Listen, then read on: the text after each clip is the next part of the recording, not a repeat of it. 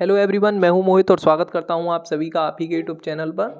और आज की वीडियो लेक्चर बेहद खास रहने वाला है क्योंकि आज की वीडियो में हम डिस्कस करने वाले हैं एलएलबी फर्स्ट सेमेस्टर के सिलेबस के बारे में। देखिए, आज का ये वीडियो लेक्चर उन स्टूडेंट्स के लिए काफ़ी ज़्यादा हेल्पफुल रहने वाला है जो कि सीसीएस यूनिवर्सिटी से एलएलबी कर रहे हैं, वो भी हिंदी मीडियम में।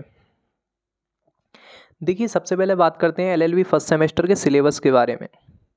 तो सबसे पहले यहाँ पर हमें पढ़ने को मिलेगा ज्यूरिस्प्रूडेंस, हिंदी इंग्लिश दोनों में लेकर के हम चलेंगे। दूसरे नंबर पर यहाँ पर हमें पढ़ने को मिलेगा constitutional law of India, constitutional law of India.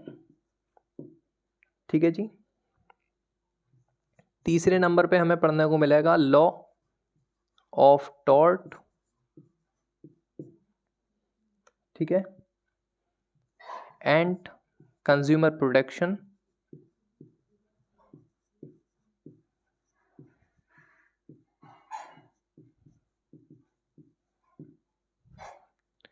चौथे नंबर पे हमें पढ़ने को मिलेगा लॉ ऑफ क्राइम। इसके अंदर हम पढ़ेंगे भारतीय न्याय संहिता यानी कि बीएनएस, भारतीय न्याय संहिता।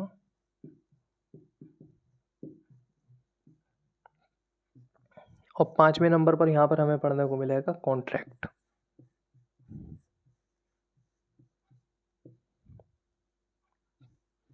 इस तरीके से कुल मिलाकर के हमारे ये जो है वो 5 चैप्टर सब्जेक्ट जो है वो रहने वाले हैं। ज्यूरिस्प्रूडेंस को अगर मैं हिंदी में बात करता हूँ तो इसे हम कहते हैं विधि शास्त्र। क्या कहते हैं भैया? विधि शास्त्र। इसे कहते हैं भारत की संवैधानिक विधि यानी कि भारत का संविधान लेमन लैंग्वेज में। ठीक है जी। उसके बाद में हम पढ़ेंगे, इसे प्यार से हम बुलाते हैं लॉ ऑफ टॉर्ट कह लो या अपकृत्य विधि।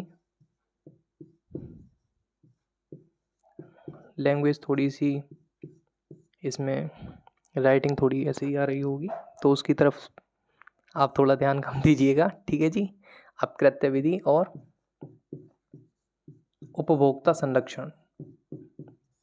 उपभोक्ता संरक्षण।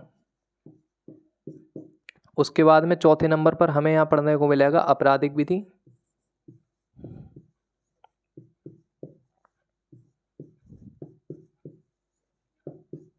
जिसे हम प्यार से बुलाते हैं भारतीय न्याय संहिता।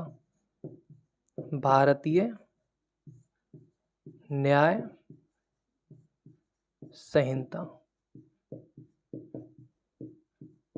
और लास्ट में जाकर के कॉन्ट्रैक्ट कह लो या कॉन्ट्रैक्ट एक्ट कह लो, इसे कहते हैं अनुबंध। क्या कहते हैं भैया? अनुबंध। अब आती है सबसे इम्पोर्टेंट चीज, क्योंकि एग्जाम फॉर्म आप जब भरेंगे या आपने भर दिया होगा तो आपको पहले ही पता चल गया होगा कि भैया हमारे एलएलबी फर्स्ट सेमेस्टर के अंदर ये जो 5 सब्जेक्ट हैं वो रहने वाले हैं।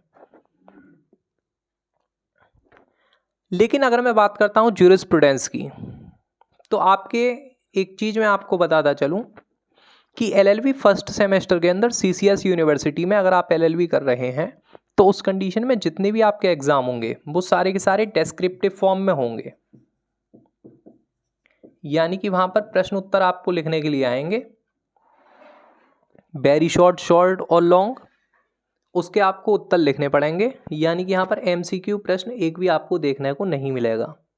मतलब वो वाले प्रश्न नहीं आएंगे कि एक प्रश्न दे देगा, नीचे 4 विकल्प दे देगा, उसमें से आपको सही उत्तर को चुन करके उस पर गोला भरना पड़ेगा या फिर टिक करना पड़ेगा। इस तरीके के प्रश्न आपको एक भी देखने को फर्स्ट सेमेस्टर के अंदर नहीं मिलेंगे।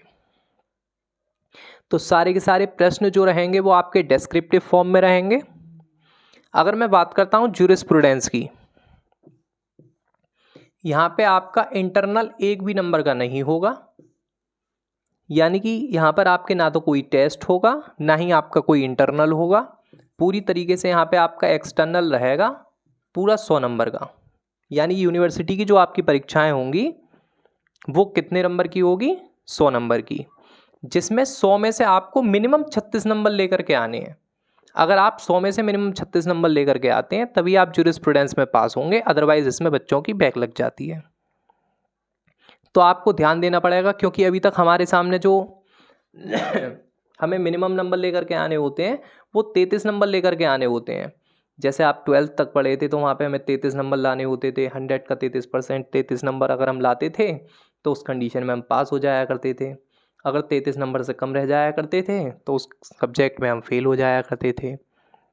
इसी तरीके से चाहे आपने बीकॉम भी किया है, हमारे पास मेन स्टूडेंट्स जो है वो बीकॉम के हैं, तो अगर आपने ग्रेजुएशन में बीकॉम किया है तो उसमें क्या था कि जैसे अगर मान लीजिए 100 नंबर का आपका पेपर हुआ तो उसका 33%, यानी कि अगर आप 33 नंबर लेकर के आते थे तब उस कंडीशन में आप पास माने जाते थे, और 33 से कम अगर नंबर आपके आते थे तो उस कंडीशन में आपको उस सब्जेक्ट में फेल मान लिया जाता था।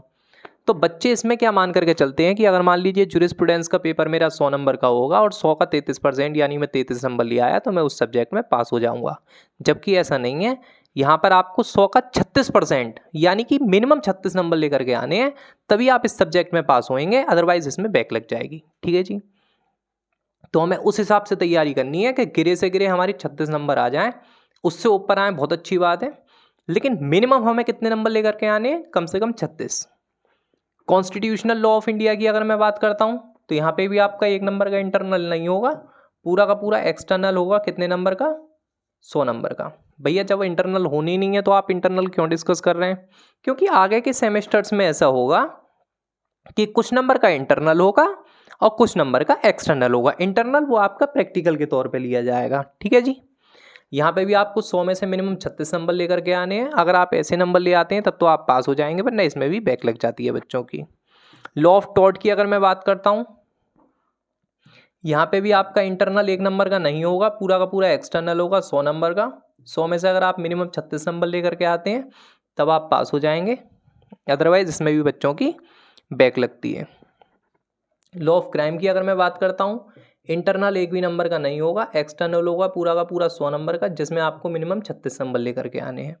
इसी तरीके से कॉन्ट्रैक्ट की अगर मैं बात करता हूँ तो यहाँ पे इंटरनल 1 नंबर का भी नहीं होगा, पूरा का पूरा एक्सटर्नल होगा 100 नंबर का, जिसमें से मिनिमम 36%, यानी कि आपको 36 नंबर लेकर के आने हैं। तो इस तरीके से 100, 100, 200, 100, 300, 100, 400 और 100, 500, कुल मिलाकर के 500 नंबर के टोटल पेपर आपके हो गए। अब कुछ बच्चे कहते हैं कि भैया हर सब्जेक्ट में 36 नंबर लेकर के आने हैं, तो 500 का 36% जो भी बैठेगा इसमें जैसे आप अगर निकाल करके देखते हैं 500 का 36%, तो वो आपका बैठता है कितना, 180। तो क्या भैया हमें 180 नंबर लेकर के आने हैं? Answer is no.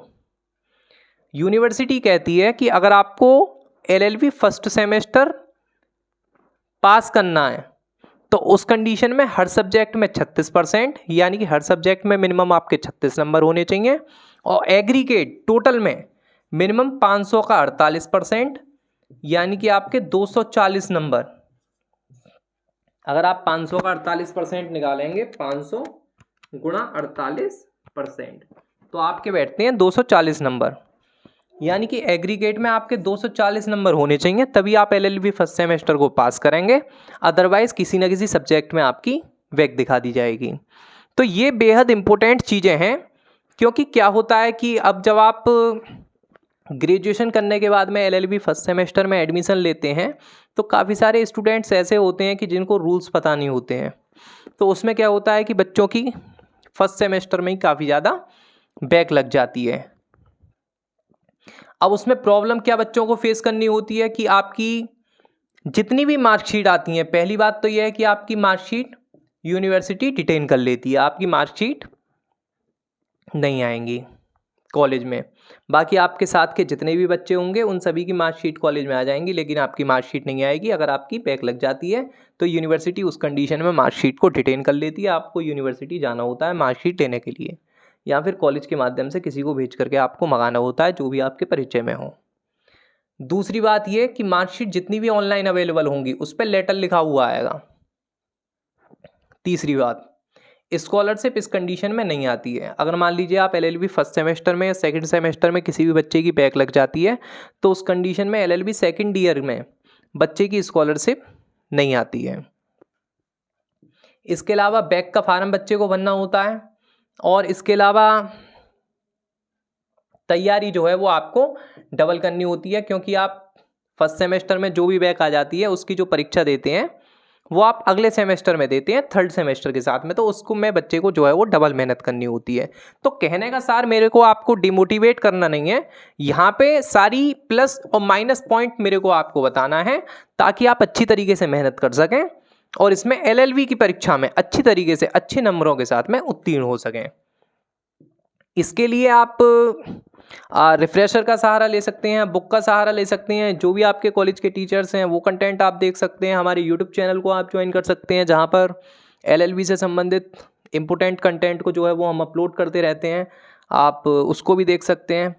और अगर ये वीडियो आपको अच्छी लगी है तो इसको लाइक ज़रूर करिएगा। अगर आपको कुछ पूछना है तो आप कमेंट बॉक्स में लिख सकते हैं। मिलते हैं आपसे अगली वीडियो में, तब तक के लिए जय हिंद, जय भारत, बाय बाय।